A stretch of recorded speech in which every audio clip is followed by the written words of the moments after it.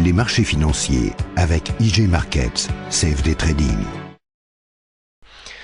Bonjour, c'est Gilles du site boursicoté.com.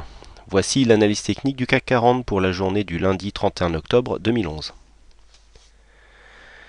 Avec aujourd'hui donc une seconde séance de baisse qui vient grignoter toute l'avance que nous avions pris sur cette grosse séance de jeudi, puisqu'après une ouverture donc sur un gap baissier à 3302,78, nous avons marqué un plus haut à 3310,30, un plus bas à 3242,84 qui sera le cours de clôture. Sur cette séance, le CAC 40 perd 3,16%. Presque 106 points perdus par rapport au cours de clôture de vendredi. C'est donc une grosse séance de baisse avec un gap donc baissier non refermé, puisque le plus bas de la séance de vendredi se situait à 3333,29, donc on a un peu plus de 20 points de gap qui reste ouvert. Et donc nous venons, alors chose très importante, je vais vous l'indiquer ici, voilà, lorsque l'on marque ici, voilà, on vient ici clôturer sur une zone donc 3242 qui était précédemment une petite résistance intermédiaire. Ici sur cette séance nous avons un plus bas à 3243,79 et là le point est important puisque ça nous fait une séance qui vient clôturer sur son plus bas mais surtout à l'intérieur du gap haussier. Donc c'est ce qu'on appelle un gap Tazuki. Alors c'est une variante puisque normalement un gap Tazuki on doit venir clôturer sur la séance d'après. Mais là nous venons clôturer donc sur la deuxième séance. La bougie ici était assez énorme. Vous voyez que on avait un quasi biseau qui s'était formé duquel on est sorti.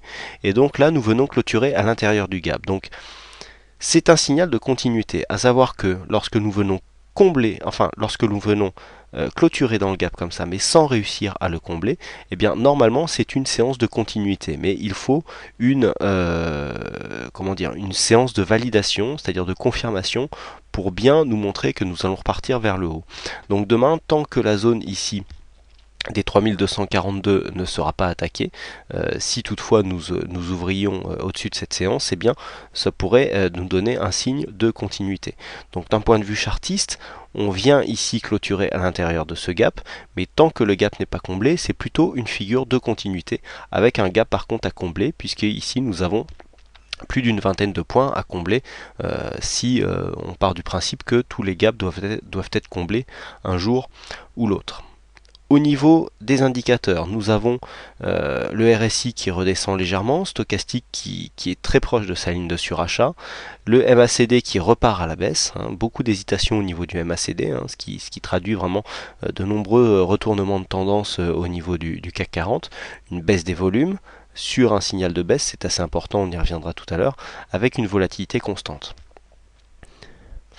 Alors, alors déjà, par rapport à cette séance, rappelez-vous, vendredi, je vous avais indiqué ici que nous étions sortis des bols, là on avait clôturé à l'extérieur, on est sorti ici des bandes de Bollinger, et donc je vous avais dit que cela constituait une phase d'exagération, et que donc le début ici de cette bougie constituait certainement le début d'une consolidation.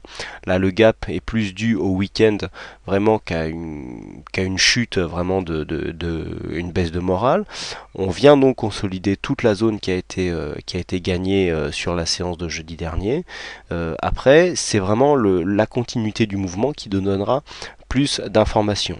Donc tant que on ne vient pas ici combler le gap qui, je le rappelle, ceci sera comblé si on vient sous les 3227,97. Pour l'instant, le mouvement haussier qui est impulsé ici par cette accélération haussière n'est en aucun cas invalidé.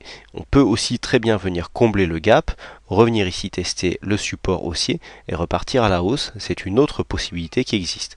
Là, du point de vue de la figure chartiste, donc pour en revenir à cette figure, le comblement du gap est important, et s'il ne devait pas y avoir comblement, donc si on ouvrait directement dans cette zone ici, eh bien on pourrait repartir assez violemment à la hausse.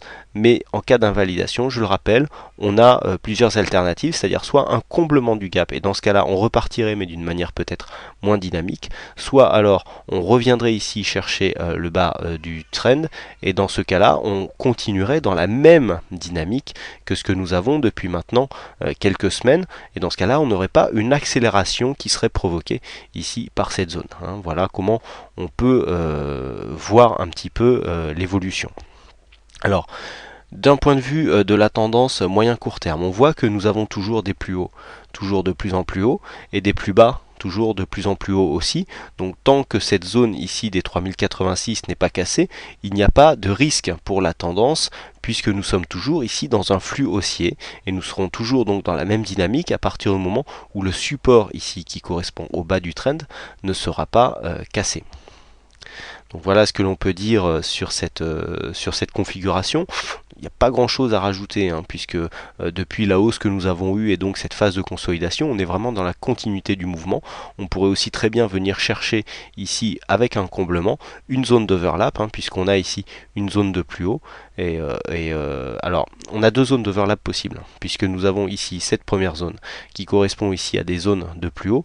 Donc on pourrait très bien ici venir rechercher le plus haut, ne pas combler le gap et repartir directement à la hausse, qui serait dans le sens du gap Tazuki et donc nous donnerait une continuité dynamique assez forte. On pourrait revenir chercher la deuxième zone ici, donc la deuxième zone que je vous disais après comblement du gap, où on a ici une deuxième zone d'overlap possible.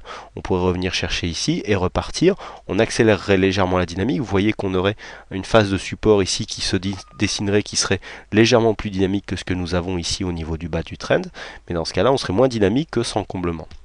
Par contre, si on comble et qu'on vient ici chercher le bas du trend, eh bien on continuerait dans cette dynamique et donc il n'y aurait pas d'accélération qui serait susceptible d'être